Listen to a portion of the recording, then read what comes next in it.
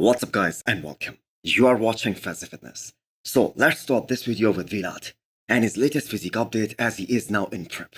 So when we talk about the freaks in men's open, you just cannot ignore this man. How does he stay so big and so lean all year round? That is just mind-boggling. Especially after that tricep injury, his doctors clearly told him that it's gonna be a long road to recovery. But considering that he had that injury back in February, and now he is going to be competing in about 4 or 5 weeks' time, his recovery was so damn fast. He was able to put on all his size back at such a fast pace. So, Vlad did not mention the competition that he's going to do next, but 4 to 5 weeks out means he's going to be doing either Portugal Pro or Dubai Pro. Now, realistically speaking, it isn't going to be possible for him to win either of these shows, because there are so many big names competing at both these shows. There are guys like Nathan Yesha who might do Portugal Pro, and William Bonac is already confirmed for Portugal Pro, while Dubai Pro will have an even more deeper lineup than this one, because we're going to have Barros Tawani there as well as Ruben Mosquera. So these are the physiques worthy of placing top 10 at the Olympia level.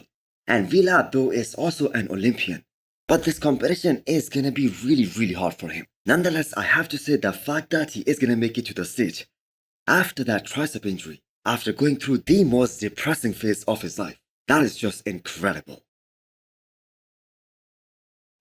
Finally, we got to see an update of the former Mr. Olympia champion, Brendan Kerry. So Brendan revealed that he has been having some ankle issues, especially for these last few weeks, and he has been training around that.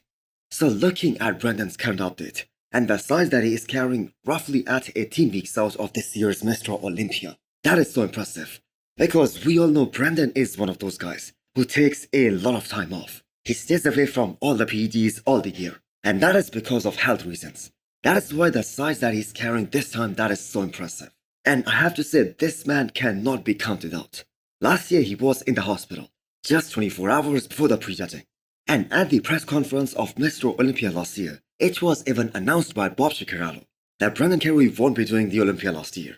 And still he ended up in 4th place. So Brendan is always a threat because of his beautiful shape, his round and 3D looking physique, especially from the up top. Because even though we have seen that he hasn't been the most conditioned guy out there, he's still good enough in the judges' eyes to be in the top 5 since 2018.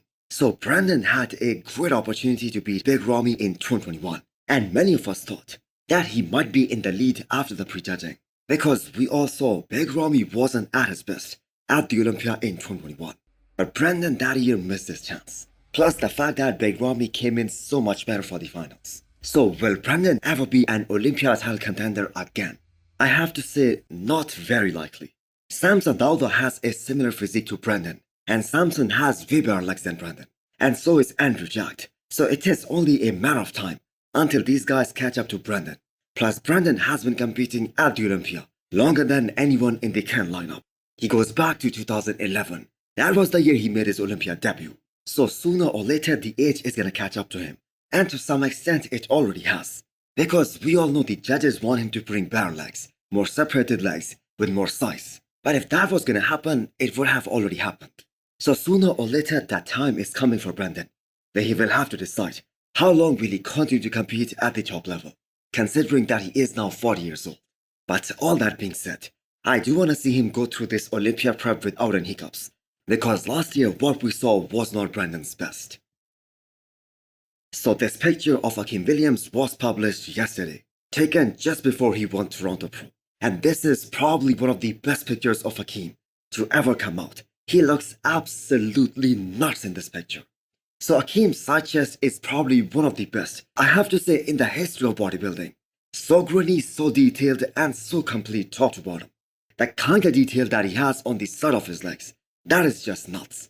So a lot of people out there thought that it was close between him and Quentin Beastwood at Toronto Pro this past weekend, which I think is far from the truth. And yes, Quentin was clearly in the 2nd place, but Akim won that show with perfect scores during the prejudging as well as during the finals.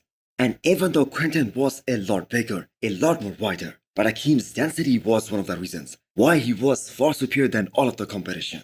So now that Akim is qualified for this upcoming Mr. Olympia, what did you guys think? How high can he place at this year's Olympia? So I don't think he is going to be a threat to the top 6. The competition in that first call out That is just super close, and all those sports are absolutely stacked. Not to mention, all those guys are pretty huge and very complete as well. But Akim Williams loses a lot of the ground, especially in those back shots, specifically his back double bicep. So it is great to see Akim fixing his conditioning issue, because he was struggling with it, especially in the last couple of years. But it seems like him and his new coach Chris Cito are doing an exceptional job, especially in that department. So Akim and Asito have done 3 shows together so far, and they were able to bring very impressive package each time. The look that Akim brought at the Arnold UK, that might be the best out of all of them. But what did you guys think? Which version of Akim did you guys like the best? Another update of Mohamed Fadel while he was in Spain. So we have no idea why he isn't planning to step on stage in shows like Italy and Portugal, because he has been looking extremely impressive and very lean, especially in the last few weeks. And honestly, he looks to be in a phenomenal condition right now. They could easily get ready for these upcoming shows, especially for Portugal Pro, which is happening in 4 weeks' time. So Foda is a really young guy, so time is on his side. He has all the time in the world. But if we consider that he made his pro debut back in 2021, and he won his pro card back in 2019, and up until this year, he has done only 2 shows so far. That is very little exposure on the big stage. So Samson Dauda went on the record after last year's Romania Pro, saying that he was so impressed with the physique that Mohamed Fadel presented when these guys competed against each other. And I think all of us can agree, Mohamed Fadel is one of those guys who has everything. He has the size, he has the shape, he has beautiful lines, he has a very small wrist. So we have seen him in a very good condition now as well. While with Stefan coaching him for 2024, I believe he is going to be at his all-time best. So all Foda needs to do is to compete multiple times and do multiple shows this year. Put himself out there, because that is a physique worthy of stepping on the Olympia stage. So lastly, we have an update from Martin Fitzwater, at about 17 weeks out of his first ever Mr. Olympia.